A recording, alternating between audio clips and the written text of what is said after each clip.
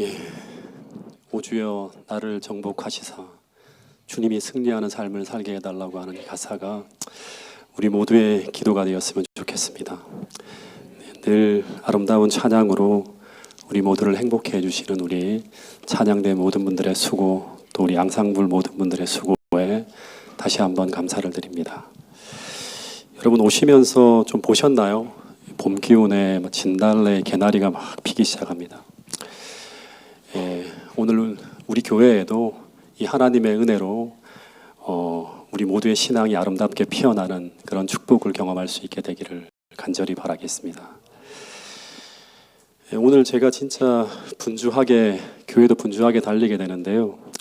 내일까지 어떤 일정이냐면 태능에서 삼육병원으로 갔다가 청평 아마란스로 갔다가 또 내일은 고창으로 갔다가 월요일 날은 또 평택으로, 그다음에 용인으로 달립니다.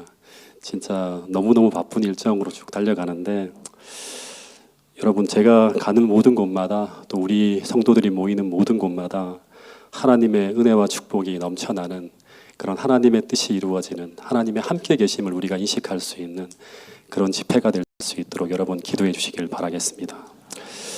저도 몰랐는데 하나님께서 미리 아시고 오늘 오후에 아카데미가 없게 하셨습니다. 북한 선교대회 일정 속에 이제 뺐는데, 만약에 이것까지 있다 그러면 정말 어떻게 이 모든 걸 감당할 수 있을까? 하나님 미리 다 하시는 분인 것 같습니다.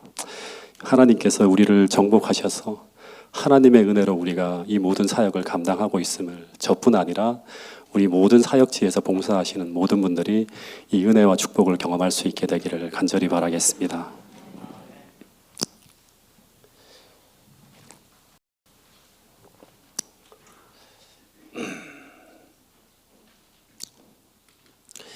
이 사람이 서해 유송영이라고 하는 사람인데, 이 사람은 임진왜란 그 전후에 영의정과 도제찰사를 한 사람이에요. 그러니까 임진왜란 당시에 총사령관이었습니다.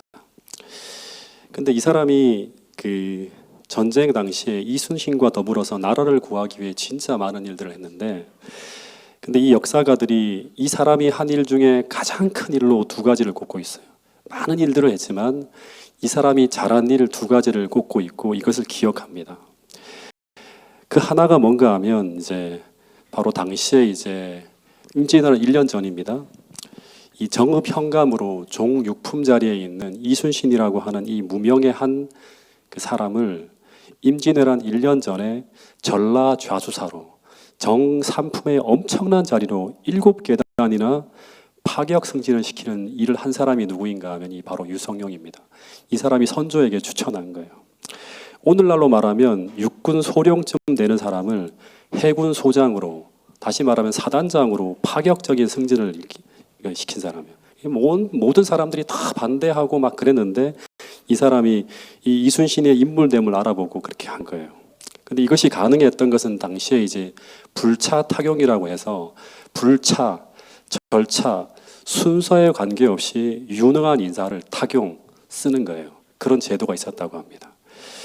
또 하나 이 사람이 한 일 중에 진짜 그 역사에 길이 남을 일이 하나 있는데, 그게 바로 뭔가 하면 임진왜란이 끝나고 난 후에 한 책을 썼는데, 이 책이 바로 뭔가 하면 징비록이라고 하는 책이에요. 이 징비록이라고 하는 책은 말 그대로 과거의 잘못을 징계하여서 미래를 대비하기 위해서, 징비예요. 대비하기 위해서 쓴 책이라고 합니다. 전쟁 전부터 시작해서 전쟁의 모든 과정을 다 기록해서 왜 조선이라는 나라가 그런 끔찍한 참화를 당하게 되었는지, 무엇이 잘못되었는지 철저하게 되짚어 보면서 반성해서 두 번 다시 같은 실수를 실패하지 않도록 후세를 위해 기록에 남긴 책이 바로 뭔가 하면 징비록이라고 하는 책이에요. 그런데 조선은 이 책을 통해 교훈을 얻었을까요? 못 얻었을까요? 못 얻습니다. 300년 후에 비슷한 상황이 또 반복되어져요. 똑같은 나라에 의해서, 일본이라는 나라에 의해서 똑같은 일을 당하게 되죠. 근데 처음에는 임진왜란이라고 하는 큰 참화를 당했지만 이번에는 어떻게 되죠? 아예 나라가 망해버립니다. 그래서 이런 이야기가 있습니다. 역사를 잊은 민족에게는 뭐가 없다? 미래가 없다. 윈스턴 처칠이 한 말인데요. 이 말을 이 사람만이 아니라 역사가들은 또 이런 말을 해요. 단재 신채호 선생도 같은 말을 했는데 영토를 잃어버린 민족은 재생이 가능하지만 역사를 잊어버린 민족은 뭐가 불가능하다? 재생이 불가능하다고 하는 거예요. 이 말은 과거의 역사를 통해서 오늘을 해석하며 미래를 대비하지 않는다면 우리에게는 뭐가 없다? 미래가 없다고 하는 거예요. 왜냐하면 역사는 어떻게 되기 때문에? 반복되어지기 때문이라고 하는 거예요. 근데 구약 성서 사무엘 4장을 보면 마치 징비록처럼 이스라엘 역사상 가장 큰 실패에 대한 이야기가 기록되어져 있습니다.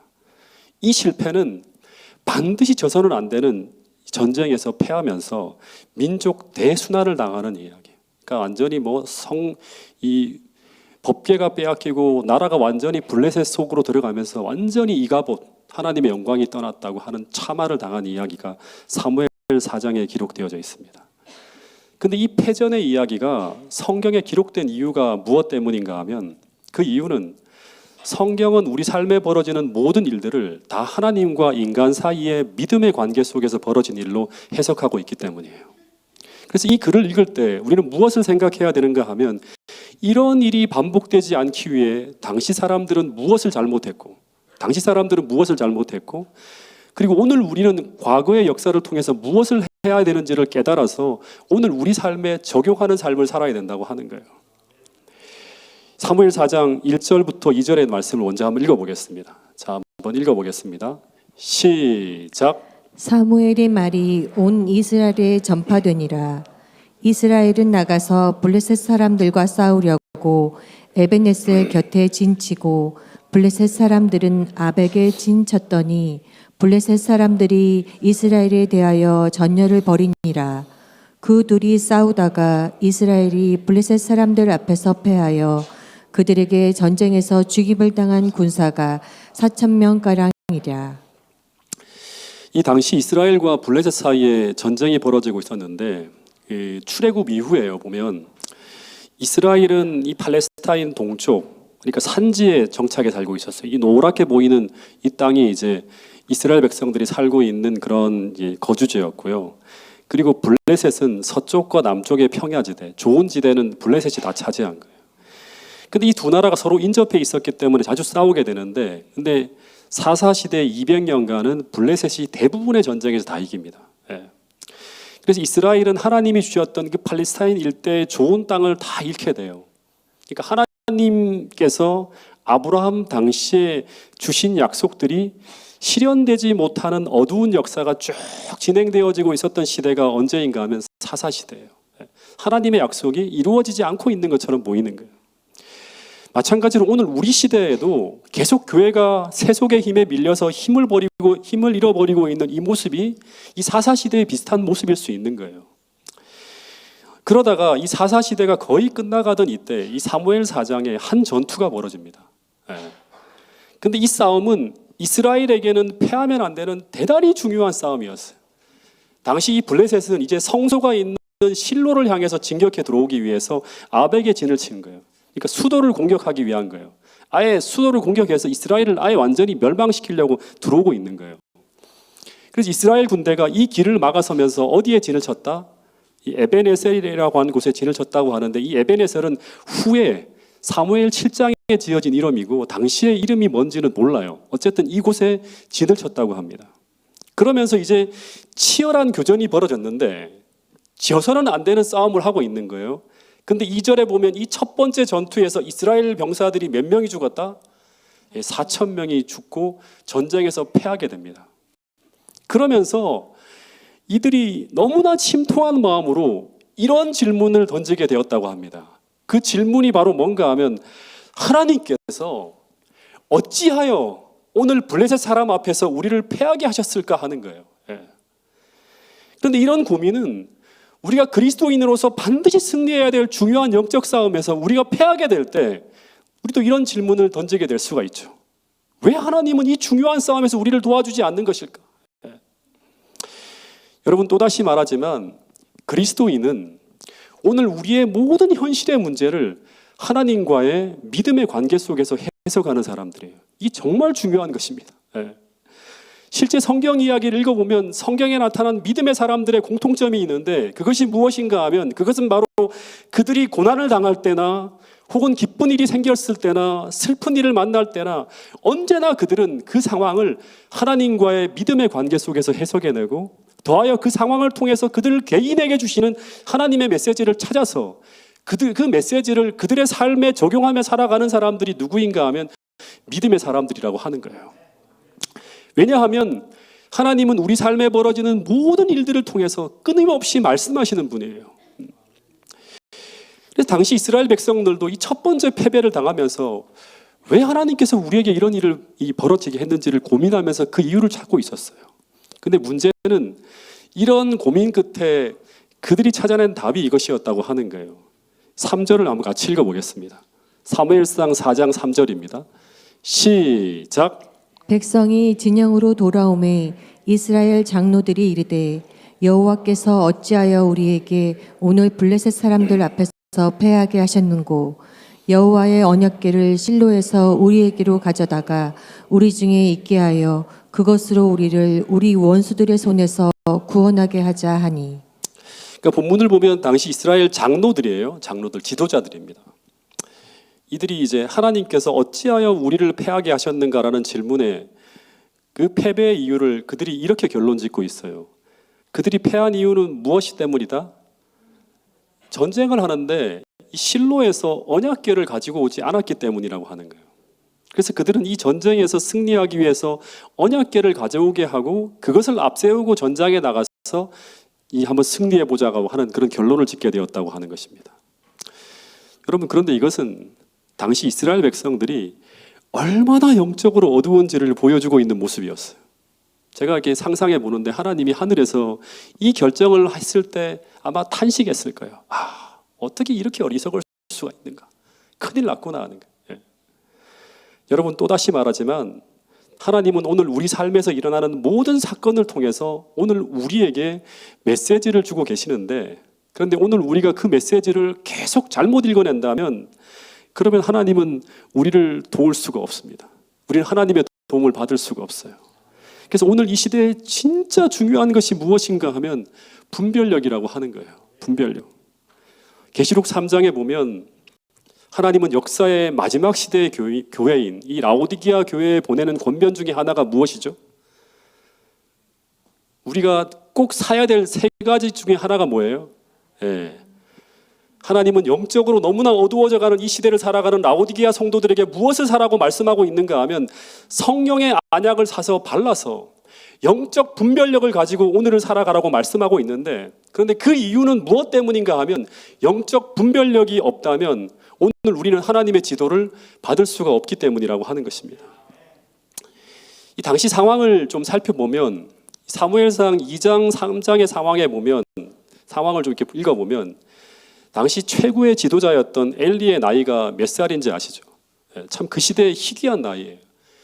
98세의 나이로 눈도 어둡고 귀가 어두워서 현직에서 은퇴합니다.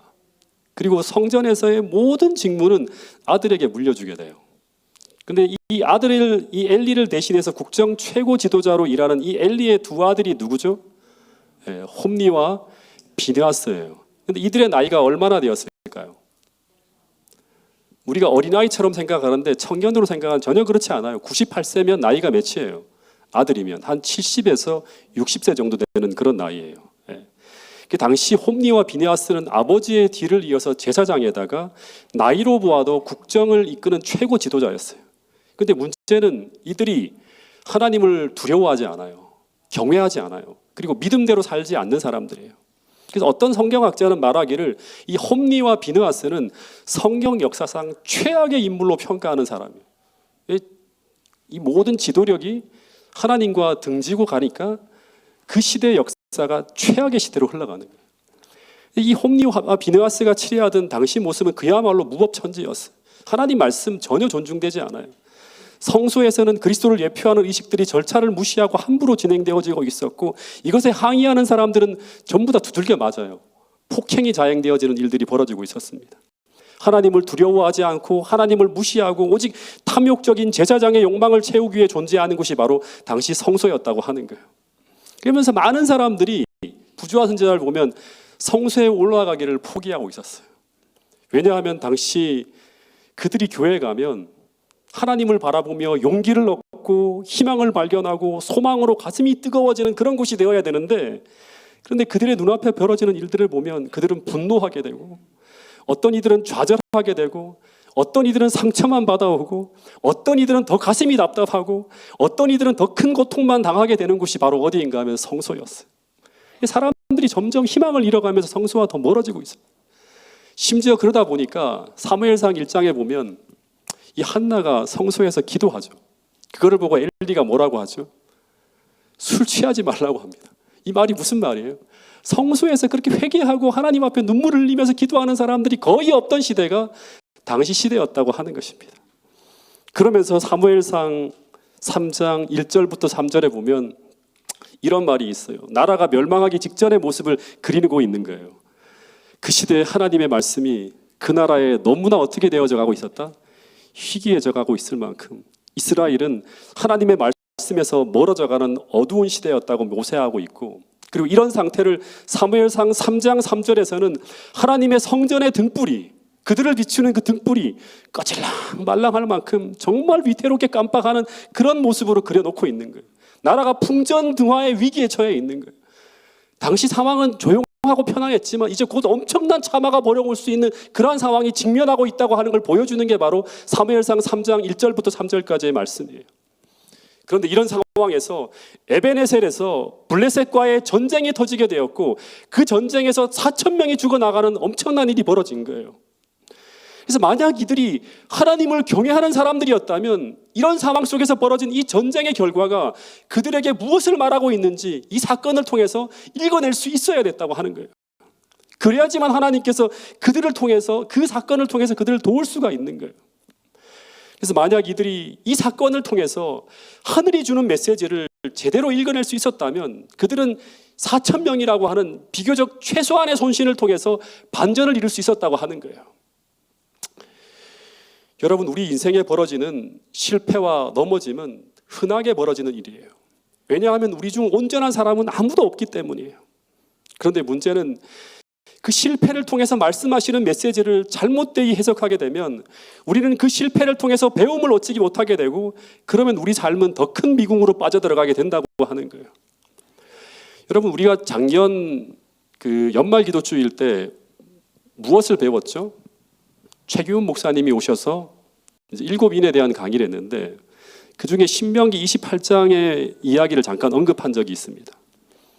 신명기 28장에 보면 하나님은 우리가 하나님을 떠나 빗나갈 때마다, 그때마다 하나님은 우리에게 우리가 하나님을 떠나 빗나가고 있음을 깨닫도록 하기 위해서 이런 일들을 통해서 말씀하겠다고 약속해 주신 게 있어요.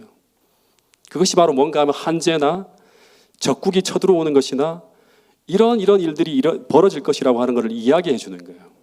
그래서 그 사건 하나하나는 하나님께서 우리가 빗나가고 있음을 알려주는 메시지일 뿐 아니라 우리에게 회개하고 돌아오라고 하는, 우리를 부르시는 메시지라고 하는 거예요. 그래서 그 사건을 통해 주시는 메시지를 읽어내고 하나님께로 다시금 돌아가면, 그러면 플랜 A, B가 있는데 플랜 A, 하나님의 축복의 약속들이 펼쳐지게 된다고 하는 거예요. 그래서 우리는 한 번의 실수로 절대 멸망하지 않습니다. 재수 없게 한 번의 실수로 망하지 않습니다. 다시 말해 처음부터 이스라엘은 적국으로 끌려가지 않습니다. 하나님은 처음부터 우리에게 큰 손실을 당하게 하지 않아요. 하나님은 어떻게든 우리에게 최소한의 아픔과 손실을 통해서 우리를 의의 길로 이끄시려고 하시는 분이 바로 우리 하나님이라고 하는 거예요. 그런데 중요한 것은 넘어지고 난 다음 그 실패를 통해서 우리가 그 다음 무엇을 배우고 그 실패의 자리에서 우리가 어떻게 나의 역사를 바로잡을 수 있는가가 정말 중요한 것이라고 하는 거예요. 다시 말해서 우리가 넘어지고 난 다음 그 다음에 우리가 어떻게 행동하는가는 우리의 운명을 결정할 만큼 정말 중요한 것이라고 성경 역사는 우리에게 교훈하고 있다고 하는 것입니다. 그래서 이런 말씀이 있죠. 이게 지금 이걸 띄우지 못했는데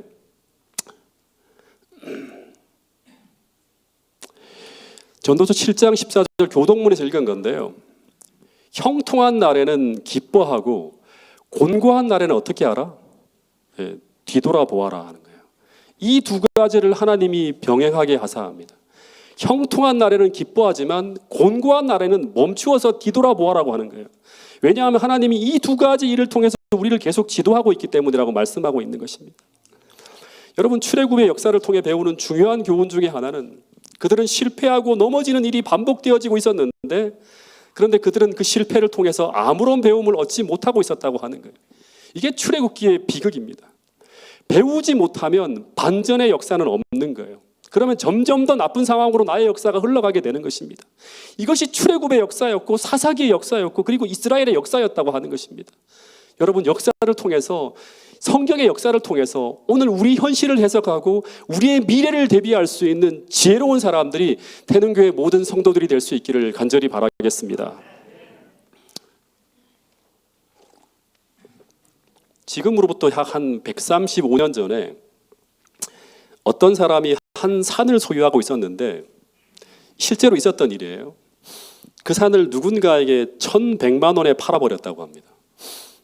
근데 그 이후에 얼마 후 그 산에서 뭐가 발견되는가 하면 미국 최대 규모의 금광과 은광이 발견되어집니다. 그 매장량이 당시 평가로는 약 5억 달러 이상이래요. 그러니까 135년 전에 5억 달러니까 지금도 한 5천억 되는 거죠. 엄청나게 어마어마한 어떤 그런 이제 비싼 가치였죠. 근데 5천억 달러를 얼마에 팔았다? 1,100만 원에 팔았다고 하는. 이 사람이 얼마나 억울했겠습니까? 이 사람이 몇 번의 조언을 들었는데 그걸 다 무시했어요.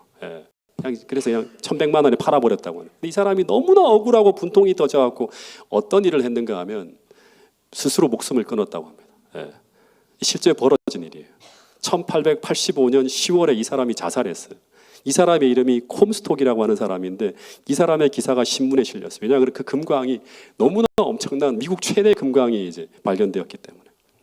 근데 이 사람의 죽음에 대해서 당시 언론에서 어떤 한 사람이 이제 그 하나의 기사를 썼는데 이 죽음을 이렇게 평했어요. 이 사람은 두 번의 실수를 했다고. 첫 번째 실수는 뭔가 하면 5억 달러어치의 산을 10,000달러에 팔아 넘길 때 첫 번째 실수를 한 것이고, 즉 그 산에 은광과 금광이 있다는 말을 신중하게 듣지 않고 경솔하게 판단하고 결정한 것이 첫 번째 실수이고, 두 번째 실수는 그것을 통해 배우려고 하지 않고 그 억울함을 못 이겨 자살할 때 그는 두 번째 실수를 한 것이라고 합니다. 그러면서 말하기를 진짜 실패는 첫 번째 실패가 아니라 두 번째 실패라고 적고 있습니다. 여러분, 인생의 정말 중요한 주사위는 이 첫 번째 실패에서가 아니라 두 번째 주사위에 있다고 하는 것을 기억해야 됩니다. 다시 말해서 처음의 실패는 나의 운명을 좌우하는 주사위가 아니라 처음 실패는 오히려 하나님이 주시는 축복의 기회일 수가 있어요. 그래서 그 실패에서 우리가 무엇인가를 배우며 하나님이 주시는 교훈을 받아서 성장했다면 우리는 그 고난을 통해서 더 깊은 인생의 지혜를 배우면서 더 훌륭한 인생을 살아갈 수 있다고 하는 거예요. 이것이 성경의 진리예요.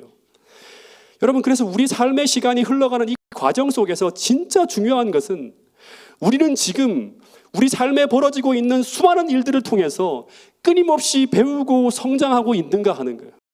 다시 말해서 나의 역사는 지금 어떤 방향으로 흘러가고 있는가 하는 것이 진짜 중요하다고 하는 것입니다. 우리는 지금 믿음으로 끊임없이 나의 삶에 벌어지는 일들을 통해서 하나님께서 나에게 가르쳐 주시는 교훈을 매 순간 배우며 살아가고 있는 그런 믿음의 사람인가 아닌가를 스스로 살펴보아야 한다고 하는 것입니다. 만일 그런 사람이라면 오늘 나의 성공과 실패에 관계없이 우리는 분명 하늘을 향해 순항하는 축복의 사람이라고 하는 것을 믿을 수 있다고 하는 거예요.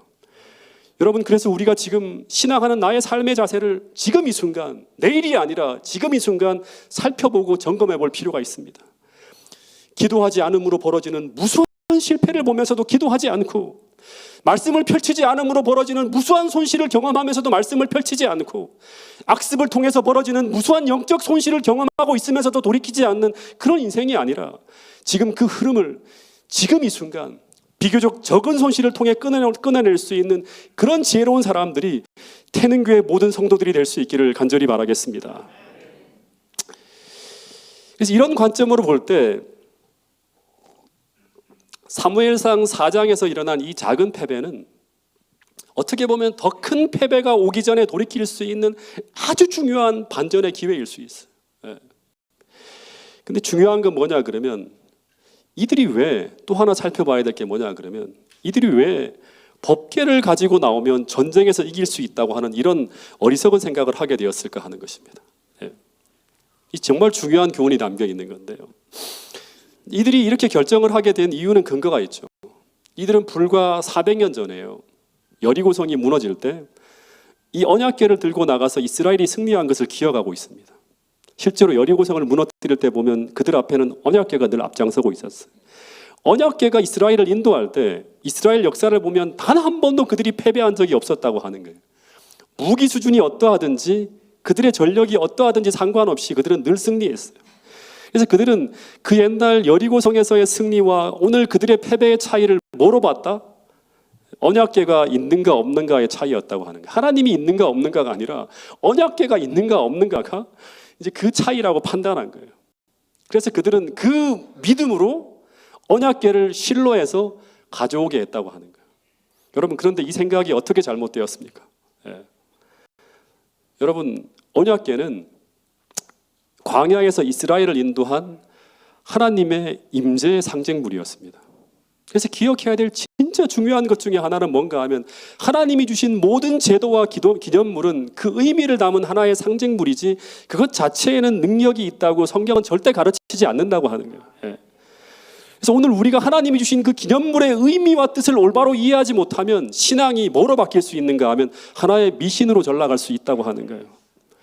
여러분, 성경의 그 어떤 가르침도 우리가 아무렇게 살아도 마치 부적처럼 성스러운 어떤 물건 하나를 붙잡고 있으면 그 물질이 우리에게 특별한 은총을 준다고 가르치지 않는다고 하는 거예요. 그것은 신앙이 아니라 미신입니다. 마치 이스라엘 백성들이 아무렇게 살아도 오직 법궤만 붙들고 있으면 그 법궤의 능력으로 블레셋을 이길 수 있다고 하는 생각도 마찬가지의 미신입니다. 여러분, 마찬가지예요. 진짜 중요한 말씀을 드릴 텐데요. 우리가 아무렇게 살아도 우리에게 예언의 신만 있으면 이 교회에 하나님이 함께 하신다고 하는 것도 미신일까요? 미신입니다. 이것도. 우리가 아무렇게 살아도 우리가 진리의 기별을 가지고 있기 때문에 이 교회에 하나님이 함께 하시고 한다고 하는 것도 미신일까요? 전부 미신입니다. 그래서 이 미신을 마치 진리인 것처럼 붙들고 살다가 멸망한 무리들이 누구인가 하면 바로 다니엘 당시의 유대인들이었고요. 예수님 당시의 유대인들이었다고 하는 거예요. 여러분, 오래전에 어떤 한 집사님에게서 들은 이야기인데요. 그분이 성경이 너무나 성스러운 물건이기 때문에 이 성경은 하나님께서 주신 글이 담긴 책이기 때문에 그분은 성경은 거룩한 책이라고 생각을 한대요. 근데 그분은 어디를 가나 항상 이 성경책을 들고 다닙니다. 근데 왜 가지고 다니는가 하면 그 이유가 이 성경책을 가지고 다니는 것이 하나의 신앙이고 믿음이라고 생각하는 거예요. 근데 이분이 이 성경책을 어떻게까지 생각하는가 하면 아이들이 지나가다가 한 번 성경책을 이렇게 타놓거나 툭 잘못 건들거나 하면 난리가 나요. 예. 어떻게 하나님 말씀을 이렇게 대하냐고 하면서.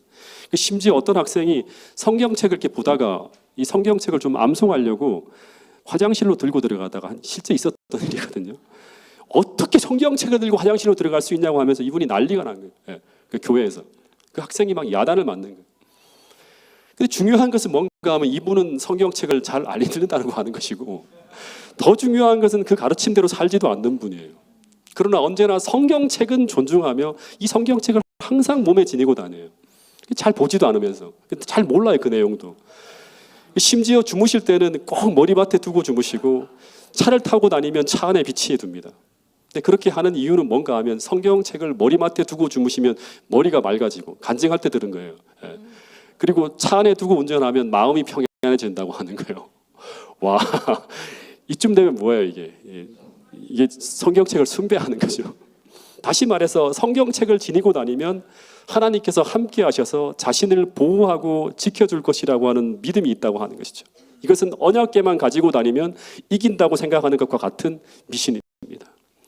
여러분, 진짜 중요한 교훈이 이걸 다 깨트려버리는 하나의 사건이 있었어요. 제가 이걸 보면서 이 설교를 준비하게 되었는데요. 여러분, 신약과 구약을 통틀어서 가장 성스러운 물건이 있다면 뭘까요? 네. 출애굽기를 보면 모세가 십계명 돌판을 깨트리는 사건이 나오죠. 근데 구약 시대 이스라엘 백성들에게 가장 거룩한 장소는 어디다? 지성소예요. 성소라고 하는 틀 외에 그 큰 바깥에 외포장이 있는데 그것을 지나 그것도 거룩한 장소지만 그것보다 더 거룩한 장소는 그 뜰을 지나서 성소 안으로 들어가는 거예요. 근데 성소 안에서도 더 거룩한 장소가 어디인가 하면 지성소예요. 근데 지성소 내에 있는 물건이 더 중요하고 더 거룩하겠죠. 지성소 내에 있는 법궤는 그 지성소 안에 비치된 물건이기 때문에 진짜 거룩한 물건입니다. 그런데 그 법궤보다 더 중요한 것이, 더 거룩한 것이 무엇일까요? 그 법궤가 담고 있는 그 안의 내용물인 십계명이 기록된 돌비예요. 이 돌비는 하나님이 친히 적어서 모세에게 주신 이 땅에 존재하는 유일무이한 물건이에요. 하나님의 터치가 담겨 있는. 이 신구약을 통틀어서 이것만큼 거룩한 물건은 없습니다. 근데 시내산에서 이스라엘 백성들이 하나님과의 언약을 깨트리고 금송아지를 숭배하며 막 날뛸 때 모세는 시내산에서 하나님으로부터 받은 이 언약의 증포인 그 거룩한 돌비를 어떻게 했죠? 깨트려 버렸어요. 굉장히 어떻게 보면 깜짝 놀랄 만한 일을 한 거예요. 근데 이것이 무엇을 의미하는가 하면 그들이 이 돌비에 적힌 언약대로 살지 않을 때 하나님과의 언약의 상징인 이 돌판은 깨어져 버려야 될 돌판에 지나지 않는다고 하는 것을 말해주고 있는 거예요. 다시 말해서 하나님이 아무리 진수로우신 거룩한 돌판이라 하더라도 그들이 그 언약을 지키지 않고 그들이 그 언약을 깨트렸을 때 그 돌판이 아무리 법궤 속에 담겨 있다 하더라도 그 법궤가 더 이상 하나님이 그들과 함께 하신다는 임재의 상징이 될 수 없다고 하는 것을 엄숙히 알려주는 게 바로 뭔가 하면 이 돌판을 깨트려 버리는 거예요. 여러분, 사단이 정말 두려워하는 것은 십계명의 돌비나 법궤가 아니라 그 법궤에 담긴 십계명의 정신이 신자들의 마음과 품성에 기록되어져 그 정신대로 살아가는 거예요. 거기에 하나님의 임재의 영광이 나타나는 거룩한 역사가 펼쳐지는 것이라고 하는 것입니다. 마찬가지로 사단이 가장 두려워하는 것은 성경책이라고 하는 하나의 물건이 아니라 성경 속에 담긴 그 하나님의 말씀이 성령의 은혜 가운데 우리 마음 가운데 심어지고 우리가 그것을 따라 살아가는 것, 그것을 두려워한다고 하는 것입니다.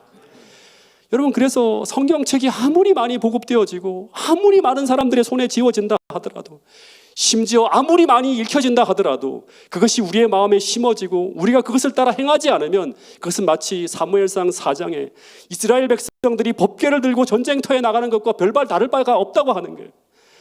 다시 말해 무력할 뿐인 거예요. 수천만 명의 그리스도인이라 불리는 사람들이 대한민국에 살고 있지만 그 어떤 경건의 능력도 나타나지 않는 것이 바로 오늘 이 시대의 모습이 아닌가요? 어쨌든 당시 이스라엘 백성들이 법궤를 들고 나왔을 때 이스라엘 백성들이 이런 환호성을 질렀대요. 언약궤가 있으면 하나님께서 우리와 함께 하실 것이고 절대 패하지 않을 것이라고 하는 그런 믿음을 가지고 이런 함성을 부르짖고 있었습니다. 한번 읽어볼까요? 사무엘상 4장 10절부터 11절 말씀입니다. 시작. 블레셋 사람들이 쳤더니 이스라엘이 패하여 각기 장막으로 도망하였고 사륙이 심히 커서 이스라엘 보병에 엎드린 자가 3만 명이었으며 하나님의 궤는 빼앗겼고 엘리의 두 아들 홈니와 비느하스는 죽임을 당하였더라. 여러분, 전쟁의 결과가 나오는데 이스라엘 백성이 이런 확신을 가지고 전쟁에 임했는데 어떻게 되었다? 결과가 패했다고 하는 거예요. 패한 것도 아니고 나라가 완전히 망해버렸어요. 3만 명의 대군이 죽었고요. 4천 명이 아니라 다 죽은 거예요, 거의 다. 그리고 최고 지도자인 홈니와 비느하스도 죽었고, 그리고 하나님의 임재의 상징이라고 믿었던 법궤도 빼앗깁니다. 나라가 망한 거예요. 그래서 이들은 사무엘상 7장까지 블레셋의 식민지로 들어갑니다. 식민지로 들어가는 거예요. 우리가 일제 나라가 망한 후에 36년간 그렇게 그 지배를 받았던 것처럼. 그런데 왜 전쟁에 능한 여호와께서 이 절대 패하면 안 되는 이스라엘 민족의 명운이 걸린 이 중요한 전쟁에서 승리를 가져다 주지 않으셨을까? 계속 고민하고 이걸 해석하기 위해서 끝없이 율법학자들과 지도자들이 고민했겠죠. 기도하고. 여러분, 이들이 기도하지 않았을까요? 기도했습니다. 민수기 10장 35절에 보면 전쟁을 할 때마다 그들이 부르짖는 기도문이 있어요. 이 법궤가 들어올 때 지른 함성은 바로 이거예요. 여호와여 일어나사 주의 대적들을 흩으시되 주를 미워하는 자가 주 앞에서 도망하게 하소서 하면서 막 함성을 지른 거예요. 근데 그토록 그들이 이 중요한 시점에서 진심으로 이 기도를 드렸을 것인데 이 기도가 아무런 효력을 나타내지 않았다고 하는 거예요. 여러분, 하나님이 우리와 함께 계신다고 아무리 확신하며 아무리 기도한다 하더라도 그 확신에 하나님이 함께하지 않을 수도 있다고 하는 거예요. 마찬가지로 아무리 이 교회가 진리 교회이고 아무리 우리가 하는 일들이 역사의 명운이 걸린 중요한 일을 우리가 하고 있다고 하더라도 중요한 것은 우리가 하나님 뜻대로 살고 있지 않으면 하나님께서 우리와 함께 싸워주시지 않을 수도 있다고 하는 거예요. 이것이 바로 유대의 역사였다고 하는 거죠. 유대 멸망 직전 똑같은 일이 벌어졌어요. 예레미야가 아무리 항복하라고 하더라도 그들이 얼마나 큰 확신을 가지고 예레미야의 기별에 반대하며 하나님이 우리와 함께 하신다고 하면서 우리는 멸망하지 않는다고 부르짖었던 것을 우리는 알고 있습니다. 여러분, 그래서 신앙의 힘은 어떤 주술적인 주문이나 어떤 상징물에서 나오는 것이 아니라 여러분 진짜 기억해야 될 것이 무엇인가 하면 하나님과의 올바른 관계에서 나오는 것이라고 하는 것입니다. 이것을 잊어서는 안 되는 거예요. 그래서 우리가 하나 분명히 알아야 될 것은 다니엘이 그 위기일 때 그토록 강할 수 있었던 이유는 뭔가 하면 그가 뜻을 정하여 하나님과의 바른 관계 속에 올바로 서 있었기 때문이에요.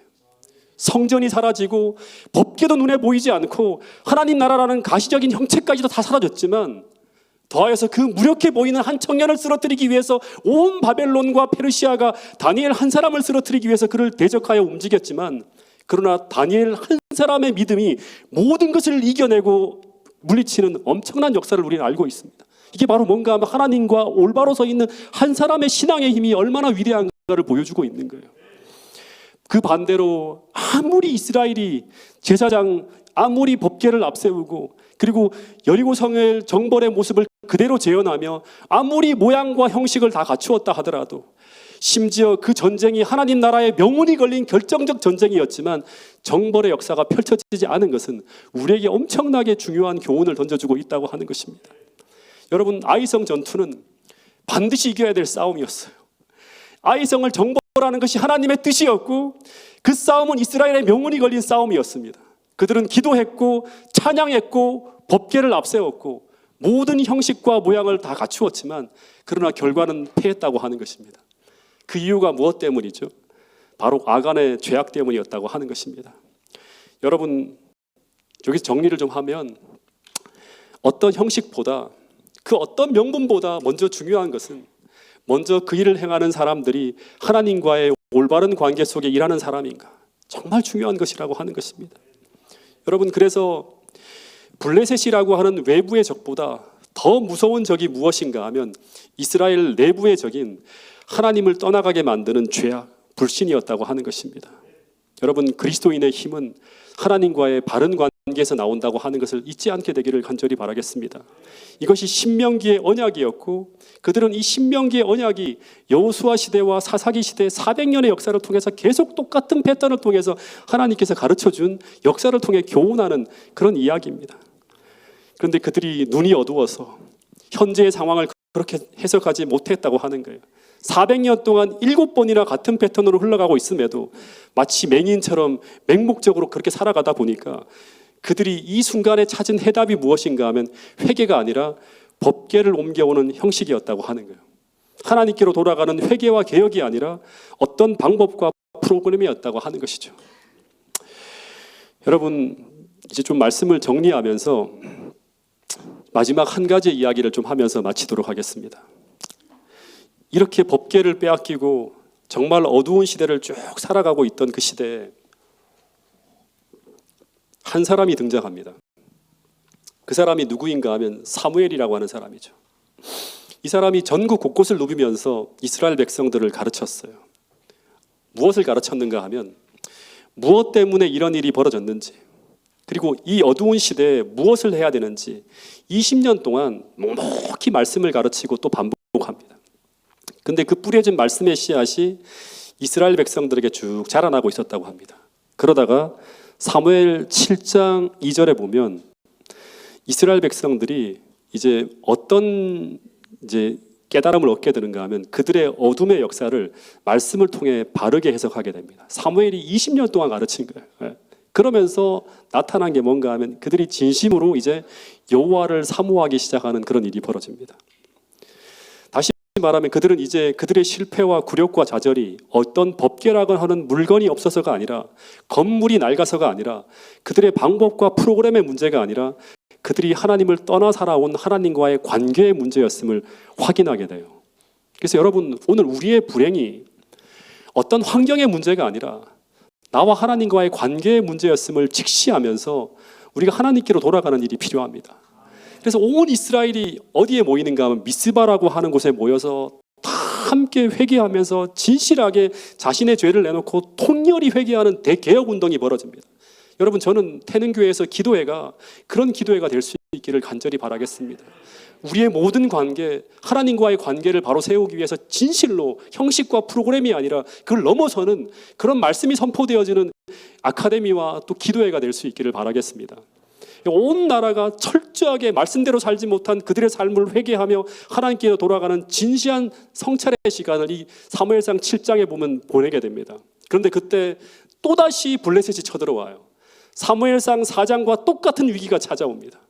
그런데 문제는 그때는 무력하게 패했지만 이제는 달랐다고 하는 거예요. 그때는 그들이 기도할 때 아무런 역사도 일어나지 않았지만 이제는 그들이 기도할 때 하나님의 엄청난 역사가 나타나요. 여리고 성이 무너질 때 그 역사, 홍해가 갈라질 때 그 역사, 과거의 그 역사가 오늘의 현실이 되어 막 실현되어지는 거예요.